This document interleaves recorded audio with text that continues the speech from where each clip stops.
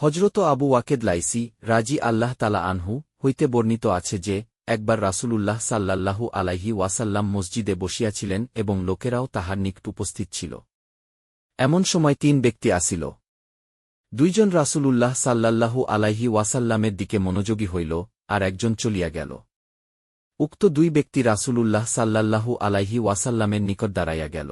তন্মধ্যে একজন মজলিসের ভিতর খালি জায়গা দেখিয়া সেখানে বসিয়া গেল। দ্বিতীয় ব্যক্তি লোকদের পিছনে বসিয়া গেল। আর তৃতীয় ব্যক্তি যেমন উপরে বর্ণিত হইয়াছে পিঠ দিয়া চলিয়া গেল। রাসূলুল্লাহ সাল্লাল্লাহু আলাইহি ওয়াসাল্লাম যখন মজলিস হইতে অবসর হইলেন তখন এরশাদ করিলেন, আমি কি তোমাদিগকে এই ৩ ব্যক্তি সম্পর্কে বলিব না?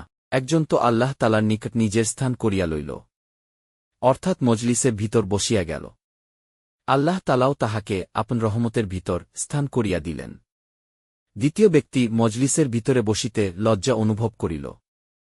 আল্লাহ তালাও তাহার সহিত লজ্জাসুলভ ব্যবহার করিলেন, অর্থাৎ আপন রহমত হইতে বঞ্চিত করিলেন না।